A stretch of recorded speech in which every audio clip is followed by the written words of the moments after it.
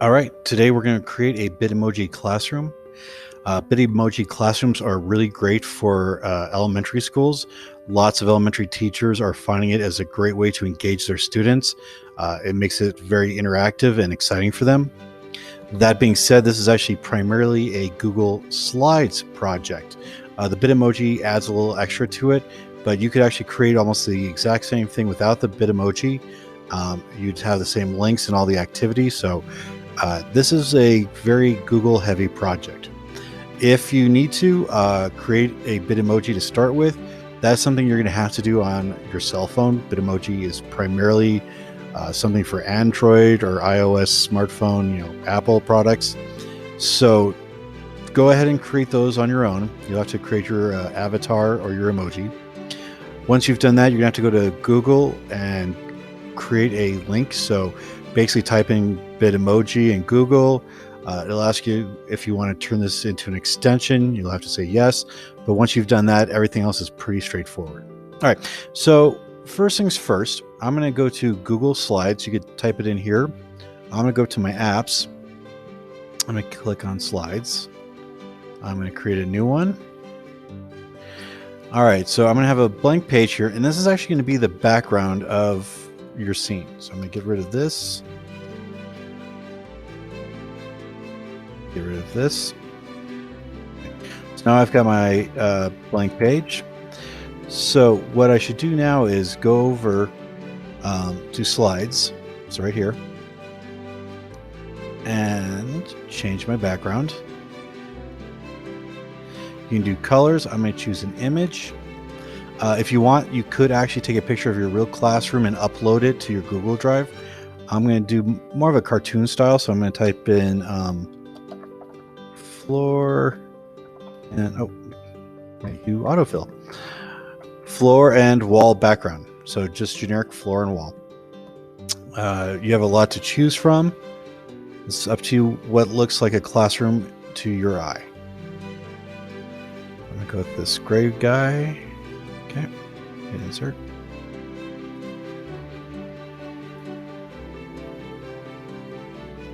All right, so now I have a generic classroom wall and floor. You need to populate this with items that can be clicked on, things that'll make your classroom look like a real classroom. So I'm going to come over to insert. You're going to be doing a lot of this. So image, search the web. Again, if you already have preloaded images, you can pick them from your drive. If you have them on your computer, however you have saved them. So first thing is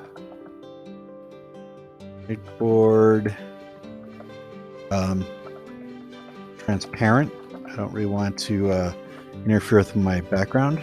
You have lots of choices of types of whiteboards. I'm going to click on the first choice. All right, that's a very large whiteboard, so I'm going to shrink that down a bit. All right. Put it into the center of my room. What I like to do is I like to use this area as my daily assignment, things that are going to be done or reviewed. But I still need some other objects in here. So I'm going to click on image again.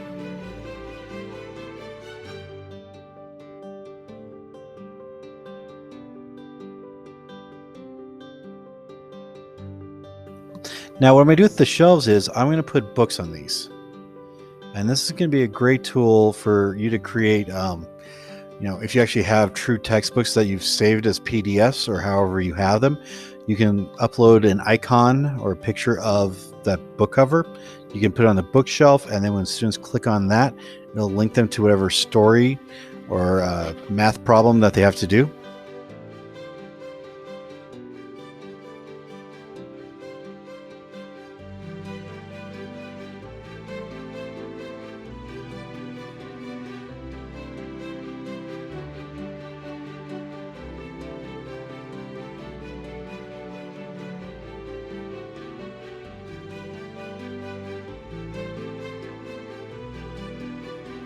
Now it's up to you. If you want, you could put in chairs and things like that, other furniture items for your classroom. It's kind of up to you how you want to populate it.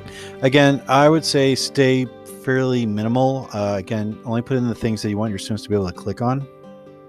So the next thing is I'm going to put a text box in. You could either do the insert. I'm going to just go straight here to text. Let's actually fill it in so it fits the screen. All right. I'm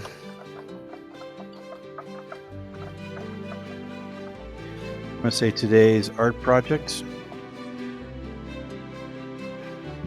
Bold. I'm going to make it much larger. If I want to get the students a little excited, I can type in what it is.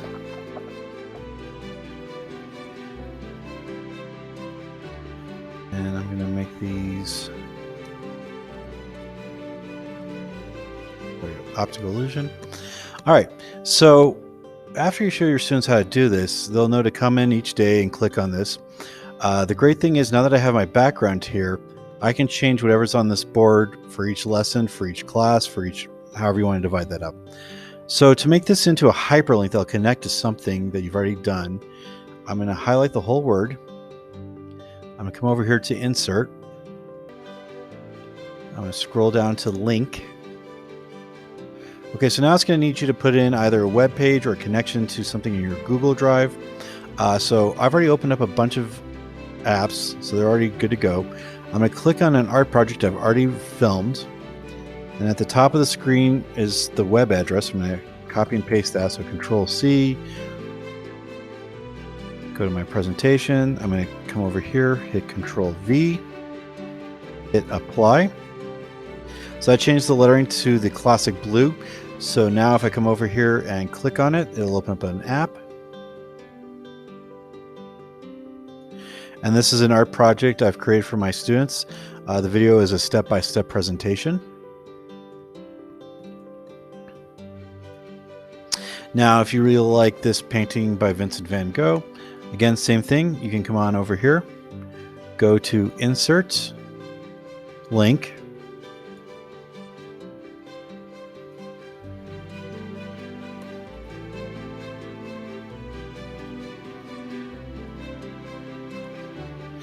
I can search the web, or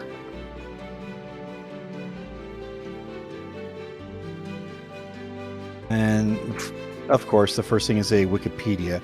Again, if you already found a website through an art museum or something like that, that'd be fantastic. I'm going to hit apply. So again, if I click on Starry Night,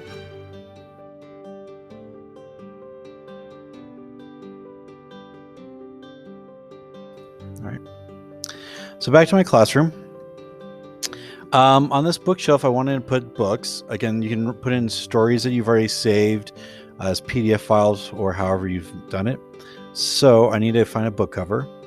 Or in this case, what I'm going to do is I've already made an image of my today's project so that if students want to work on this later on, they can come back to it. So go to Image.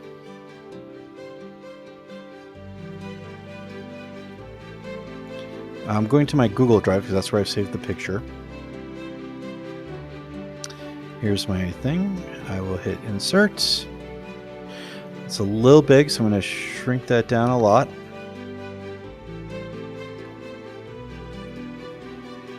Okay, I'm going to put it on the bookshelf. Make it a little bigger so it's a little easier to see. All right, so what I need to do again, Insert, Link, back, hit Control V, hit apply. All right, so for today, when they click on this, they'll go to the active project. And tomorrow, if I change this to something else, or if it's another class, I could change this. But if they want to come back to it, they can click on the bookshelf and there it is. I've also done presentations. So let's say I want to do something about a very famous artist. I'm going to choose a guy named Banksy. There's the girl with the balloon. I'm going to shrink her down.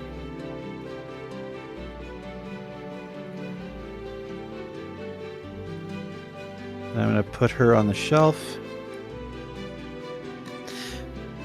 Now, I have a presentation on her, but first thing, I'm going to also type in the word of Banksy.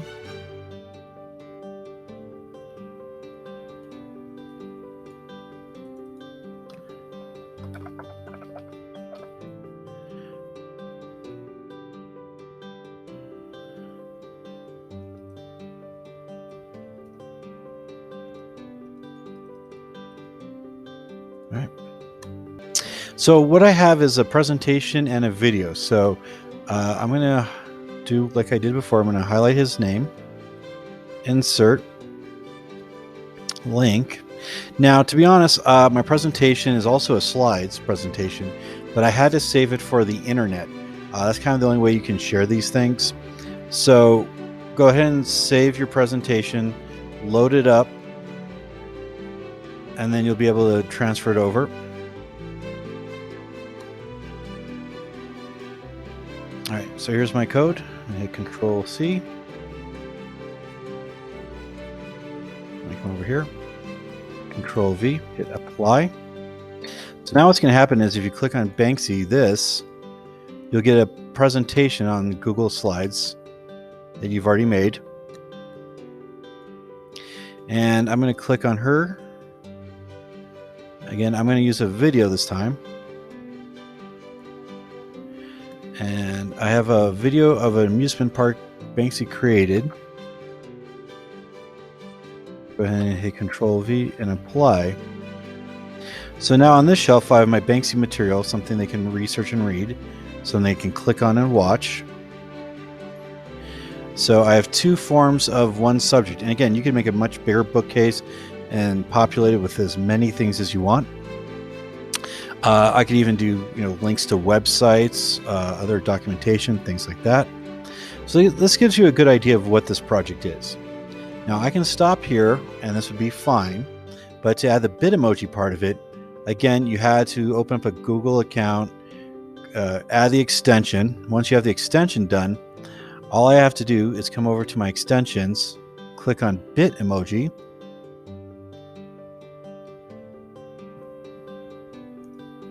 and that's not too bad. I'm going to move them over.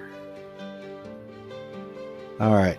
So I've got my Bitmoji in the picture. I can move this picture wherever I want. I can change all kinds of aspects. I can add other Bitmojis to the picture. Again, this is just one way for your students to kind of see a cartoon version that will remind them of who you are. All right. It looks pretty good. I know my links work. So right now I'm going to save this as today's art lesson. Now, I would recommend if you're going to do a lot of these, just save them as your name or classroom title and the date. That way you have a running tab of what's going on. If I like everything I have in here, but I want to change the project for the day, I can just go in, change one little thing, change the title, and it'll be going from there. So this is all up to you. Now, Google will auto save this, so technically I'm totally done. Now, for your students to be able to interact with this, you have two choices. You can use Seesaw, or you can use Google Classroom. Now, Seesaw is a good program, but the problem is you have to save whatever you just did as a JPEG or a PDF file or something like that. And the catch is once you do that, it turns off all the links. I've experienced that before where people do amazing stuff. They have all these links, then they want to share it, and they share it as, again, a PDF, and none of the links will work. So that's kind of the downside of Seesaw. Google Classroom, everything will stay the same. It's part of Google. It pulls from your Google Drive, so that's probably the best way to go. So what I would recommend now is I'm going to come here. I'm going to look up Google. I'm going to type in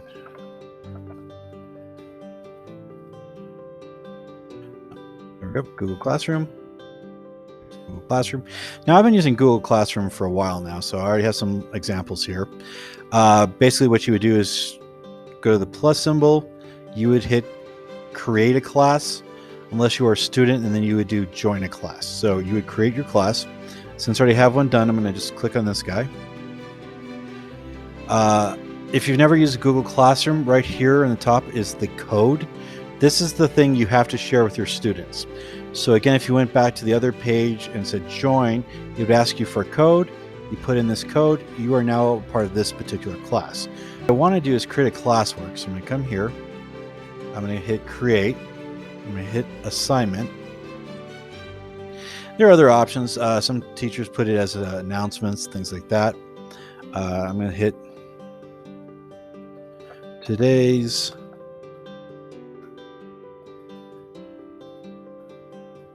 art project. Again, you can put in typed information right here. You're going to come down to add. Again, it's saved to your Google Drive, so I'm going to hit that. Here's my lesson. I'm going to put insert. Go ahead and put in values. If you're doing grades, put the dates, put topics, things like that. To be honest, though, for kindergarten through, say, third grade, I probably wouldn't worry about these things so much. Your older students, then yes. And hit assign. Today's art project. Okay, and again, everything loads up, and there's your Bitmoji. It's relatively easy. You can add more things to it. You can do all kinds of little tweaks to it. Very simple project, but there is a lot of upfront. Okay, you have to find the videos. You have to save things to your Google Drive. You have to have things ready to go.